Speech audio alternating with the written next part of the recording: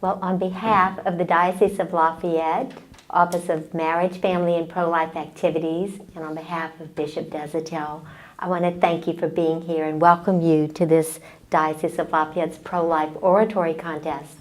My name is Trista Littell. I serve as Pro-Life Coordinator in the Office of Marriage, Family, and Pro-Life Activities. Our second place winner is Sam Pete.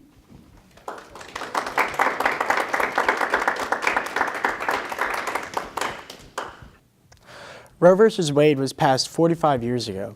Subsequently, America has been going down the wrong road for almost half a century. Now, during this time, our values as Americans have been under assault.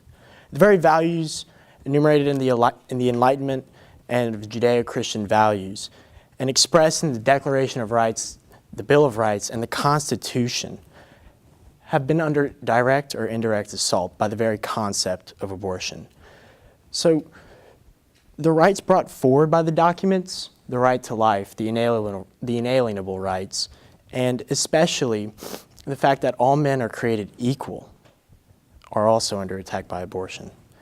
The action of abortion is entirely counterintuitive to our sense of justice as Americans, our sense of responsibility as mothers and fathers, and our sense of rightness as Christians. Now, to understand where we are now, we must first begin where it all started. The pro-choice movement began at the dawn of the 20th century with an activist and first-wave feminist named Margaret Sanger. Now, she was a nurse who worked in hospitals, and she saw women hospitalized daily due to dangerous self-induced abortions. Women didn't have access to contraceptive information like they do now because of a law passed in 1873 called the Comstock Law, which banned women from having contraceptive information due to grounds of obscenity. But she fought back with all her might with rhetoric and seminars to have women understand their bodies.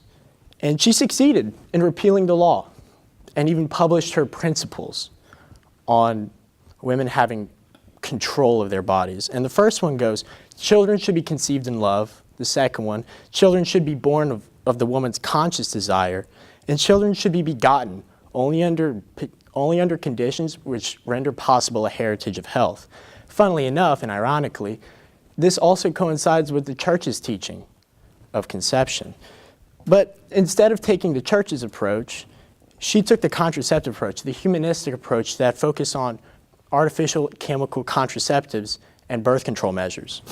And at the time, social Darwinism and eugenics was a very large part of American society in the early 20th century. And social Darwinism says that the poor are poor because they are weak, both mentally or morally. And in order to give her movement legitimacy, she allied her movement with the social Darwinists and the eugenics and the eugenicists who also believed that a population could be artificially enhanced through the proliferation of a stronger people. And almost always these stronger people were people of Anglo-Nordic heritage. So these pseudoscientists essentially hijacked her movement to give women more control.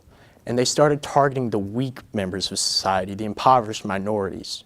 And this corruption still comes to this day. Currently, African Americans have 3 times as many abortions as whites, and Latino and Hispanic communities have 2 times as many. And Planned Parenthood clinics are always somehow conveniently placed in neighborhoods with high minority populations, and almost always they're impoverished. And this injustice that violates the rhetoric of our nation violates the fact that all men are created equal under God. And then the greatest, most inalienable right, the right to life, was violated when the fetus was dehumanized to that level of a parasite. And finally, women's rights had triumphed over the institutions of God and man. But how was the right to life abolished when the family ought to be guarding it? It's simple. Abortion itself destroys the concept of family. The mother is the oldest and most respected and requires the most determination of any job on earth. And because of this, the importance in the family is tantamount to none. And the father is just as old and as important, but they are instinctually different. A mother nurtures the child into a good, healthy person, while the father protects and provides for his loved ones. Ask a mother about this. When she becomes pregnant, she enters a different state of mind, where her whole soul revolves around creating a good environment for her child to live in. And if possible, she will seize any bad habits that might harm the infant child, such as smoking or drinking. They will completely drop it. But women who are told that their babies are just parasites, they lack this instinct. They throw the baby away. They don't have this instinct to protect their baby. And as for fathers who are just as equally to blame, when their wives become pregnant, they begin to create a safe environment for their family instead of just the baby. Even a healthy man of 23 will buy life insurance. He'll move his family to the suburbs away from the city with higher crime rates and murder and all of that. But men who don't listen to this instinct won't take responsibility. So they pay for their wives, their girlfriends, or their significant others for the abortion. So, with the child out of the way, he can continue his life of vanity and emptiness. But abortion has offered an escape route for selfish people of all walks of life who don't want to take responsibility. And abortion itself is a wedge that cleaves the family into unmendable broken pieces for millions of Americans. And Christianity has always played a very vital role in our country as to create a sense of justice. Our justice system itself is based on the laws enumerated in the Ten Commandments and derives its very definition of justice from biblical morality. Self-sacrifice and suffering is the very basis for justice, in fact.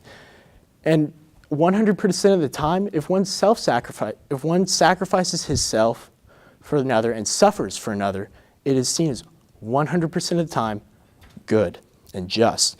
So God, in order to help us with this act, has imprinted on our hearts the theological virtues of faith, hope, and love. And speaking of self-sacrifice and suffering, childbirth is the greatest example of self-sacrifice and suffering. A woman uses her body and her sustenance to grow and nurture a person inside of her womb. Then she must go through the even more sufferable ordeal of childbirth to guarantee life to her child. This is a beautiful and courageous act. But now self-sacrifice and suffering is considered inconvenient and troublesome. The loss of these important lessons is tied directly to the loss of our sense of justice as Christians, and especially to the loss of the theological virtues in the hearts of Americans. Many people no longer have faith in God. It's not necessary to be a good person, but it certainly helps. But the calamity in the loss of faith isn't in the loss of faith in God. It's the loss of faith in ourselves, the loss of faith in your neighbor. How can one shoulder the burden of nurturing a child if one has no faith, no foundation to stand upon? And hope, too. Many have abandoned hope when they no longer aspire for God. But also, they no longer strive for ambition, nothing higher than oneself.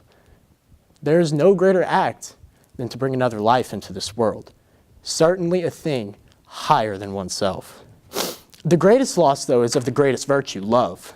In a society that allows abortion, there is no love for oneself, no love for one's neighbor, and especially no love for God. There is no love being given to the least among us, the unborn child, who is the most innocent and deserving of love. And as long as this evil institution of abortion stands, these virtues, whether Christian or not, will not reside in the hearts of every American. But what are we Christian dissenters to do? Intellectual progressives say that we are imprisoned by Christian morality and are clouded in judgment. They believe that a fetus is a parasite. They believe that to be free is to deny life to an unborn child. But as much as I hate to say it, we are in a minority with a very vocal majority. But this is what the majority say we are. They are misogynist, chauvinist, traditionalist, fascist, scum, who want to see people shackled and unable to execute their free will as people. But this is what I say we are. We are righteous people on a moral crusade to alleviate suffering in the womb, the suffering of the mother and the father, and the suffering of those who believe they have no other choice, and that the right choice is to terminate the life of a fetus, of a child. But the tragedies in this act are everywhere. In the 60 million dead since Roe versus Wade that have died in the name of what? Of free will? And that in the depression of the mother post-abortion? in the destruction of families, in the decline of our morals as a nation? The truth is, abortion is a chain holding the free people of this land to a lifeless rock with false platitudes and ill-gotten ideals. May God give us the strength to save our people and our children.